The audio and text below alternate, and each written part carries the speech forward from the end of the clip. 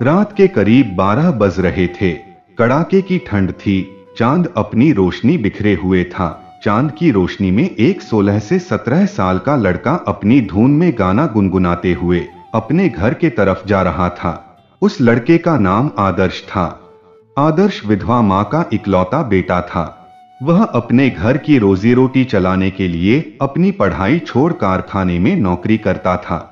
कभी कभार वह माँ से इजाजत लेकर अपने दोस्तों के साथ सिनेमा हॉल में फिल्म देखने चला जाया करता था। आज भी वो अपने माँ से इजाजत लिया हुआ था। फिल्म देखने के बाद वो अपनी धुन में अपने घर के तरफ बढ़ते जा रहा था। कुछ देर बाद घर आ गया। घर में दाखिल होने के लिए वह घर के पिछवाड़े से दाखिल होने का सोचा।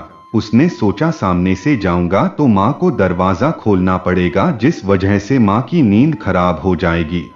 बेचारी दिन भर लोगों के घर में बर्तन धोने का काम करती हैं, थक हार कर सोई होगी। माँ के सोने का वक्त था, इसलिए वह घर के पिछवाड़े की खुली हुई दीवार से घर के अंदर जाने का सोचा। चांदनी रात थी, इसलिए दूर से ही सब कुछ दिखाई दे रहा था।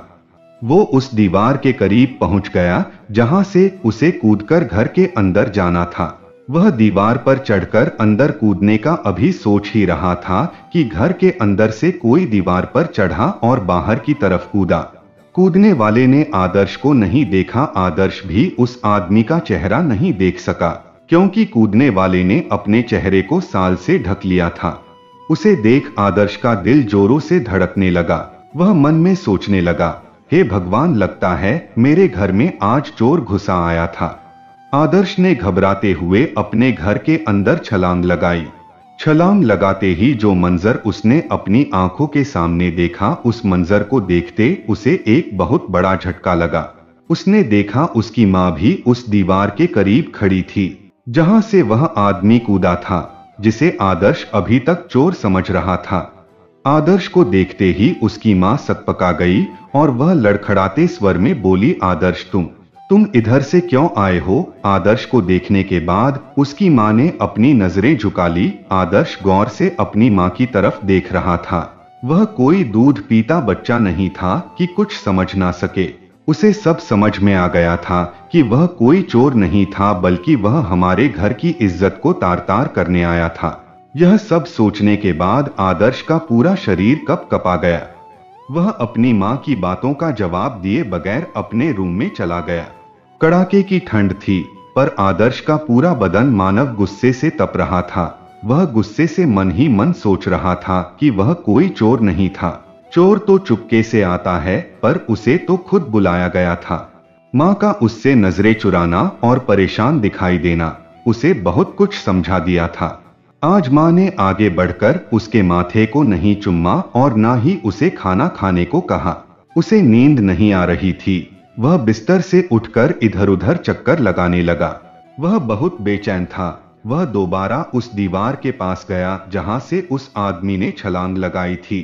तभी उसकी निगाह दीवार के पास पड़ी एक चीज पर गई। उसने झुककर उसे उठा लिया। वह किसी मर्द की टोपी थी। शायद उस टोपी को आदर्श ने पहचान लिया था। उस टोपी को देखते ही उसका पूरा बदन बेजान सा हो गया। वह गुस्से से अपनी मुट्ठियों को बार बार खोल और बंद कर रहा था। अपनी गीली आंखों को बार बार अपने शर्ट से पूछ रहा था। पूरा वजूद अंगारा बना हुआ था। उसने नजरें उठाकर आसमान पर चमकते चांद को देखा। वह चांद से शिकायत करने लगा, काश ये चांद आज तू ना निकला होता, तेरी रोशनी ने मेरे वजूद में अंधेरा भर दिया। यही सब सोचते हुए उसकी निगाहें माँ के रूम के तरफ गई। वह सोचने लगा, काश माँ तू भी पापा के साथ मर गई होती। वह बगैर सिसकियां लिए रो रहा था। अंदर कमरे में उसकी माँ शकुंतला लेटी हुई थी। उसकी भी आंखों में नींद नहीं थी। वो एक टक ऊपर देखे जा रही थी। अपनी नजर में तो वह कब की गिर चुकी थी, पर आज वह बेटे की निगाहों से भी गिर गई थी। वह समझ गई थी कि आदर्श सब कुछ समझ गया है। बेटे के निगाहों में वह उबलता हुआ गुस्सा देख चुकी थी। उसमें इतनी ताकत अब नहीं थी कि वह अपने बेटे का सामना करे। गांव की खूबसूरत शकुंतला जब शादी के काबिल हुई तो उसके घर वालों ने उसकी शादी ढूंढनी शुरू कर दी। कुछ दिन बाद उसके माँ बाप ने उसकी शादी प्रमोद नाम के एक आदमी से करवा दी। शादी के कुछ दिन बाद आदर्श पैदा हुआ। आदर्श जब लगभग 1 साल का हुआ तो सड़क दुर्घटना में प्रमोद का एक्सीडेंट हो गया। प्रमोद आदर्श और शकुंतला को छोड़ इस दुनिया से चल बसा। शकुंतला विधवा हो गई। मायके में उसके माँ बाप जिंदा थे। उन्हें शकुंतला का दुख देखा नहीं गया, इसलिए वह अपनी बेटी शकुंतला को अपने पास बुला लिए। जब तक माँ बाप जिंदा थे तब तक तो सब कुछ ठीक था, पर शकुंतला के माँ बाप के मरने के बाद उसके भाभी भाई ने शकुंतला को ताने कसने शुरू कर दिए। वह लोग यही चाहते थे कि शकुंतला कब हमारे घर से चले जाए। मजबूर शकुंतला भाई भाभी के घर बैठकर नहीं खाती थी, बल्कि घर के सारे काम करती थी। फिर भी भाभी को शकुंतला भारी लगती।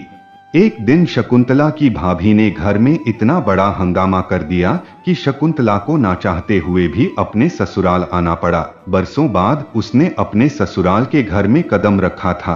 उसे अपने घर में सुकून महसूस हुआ। मायका कैसा भी हो, पर मायका मायका ही होता है। शकुंतला और उसके बेटे आदर्श को अपने घर में सुकून महसूस होने लगा। शकुंतला के ससुराल में उसके 2 देवर थे। सास ससुर तो पहले ही गुजर गए थे। देवरों ने अपने अपने हिस्से में घर बनवा लिए थे। शकुंतला का हिस्सा छोड़ दिए थे, जो कि एक कच्चा मकान था। फिर भी शकुंतला और उसका बेटा दोनों उस कच्चे मकान में सुकून से रहने लगे, पर रोजी रोटी के लिए कुछ तो बंदोबस्त करना था। आदर्श भी अभी बहुत छोटा था और शकुंतला भी ज्यादा पढ़ी लिखी नहीं थी, इसलिए वह लोगों के घर में बर्तन धोने का काम करने लगी। किसी तरह उसकी रोजी रोटी चलने लगी। धीरे धीरे आदर्श भी बड़ा होने लगा, पर आदर्श जब 12 साल का हुआ तो अचानक उसकी तबीयत खराब हो गई। शकुंतला के ऊपर एक और मुसीबतों का पहाड़ टूट पड़ा। डॉक्टर के पास गई तो डॉक्टर ने बच्चे के दिमाग में ब्रेन ट्यूमर होने का बताया। डॉक्टर ने बताया कि ऑपरेशन करना होगा। ऑपरेशन के लिए 5 लाख की जरूरत थी। इतने पैसे शकुंतला के पास तो थे नहीं, पर उसे अपने बच्चे की जान हर हाल में बचानी थी। इसलिए वह रोते बिलखते अपने मालिक के घर गई, जिनके घर वह बर्तन धोने जाती थी।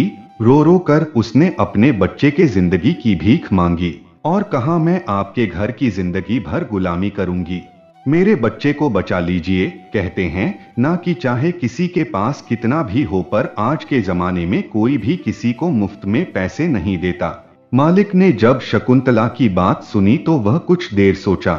उसके बाद उसने कहा, शकुंतला तुम्हें पैसे तो मिल जाएंगे, पर उसके बदले में तुम्हें मेरा एक काम करना होगा।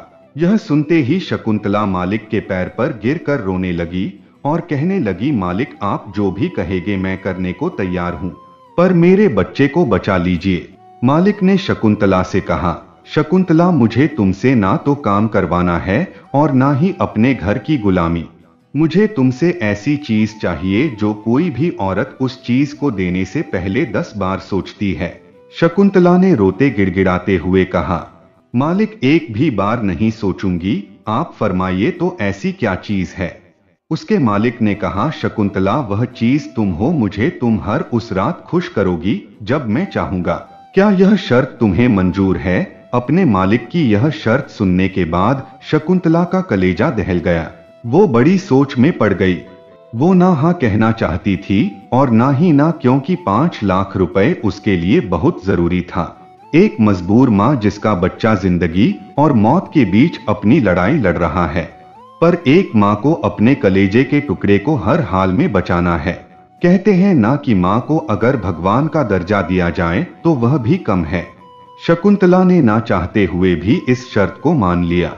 मालिक ने उसके हाथ में 5 लाख रुपए का बैग पकड़ा दिया। वह पैसे लेकर हॉस्पिटल गई।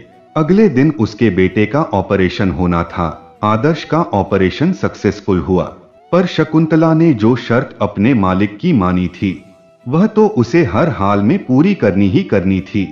शकुंतला ने अपने बेटे को बचा तो लिया था, पर वह इज्जत के मामले में किसी की गुलाम हो चुकी थी। जब आदर्श रात में सो जाता तो उसके मालिक को जब भी जी में आता हर रात अपनी तन्हाई को कम करने शकुंतला के घर आ जाया करता। धीरे धीरे समय बीतते जा रहे थे। आदर्श भी 16 से 17 साल का हो गया। शकुंतला के मालिक ने ही आदर्श को अपने कारखाने में नौकरी भी दे दी थी।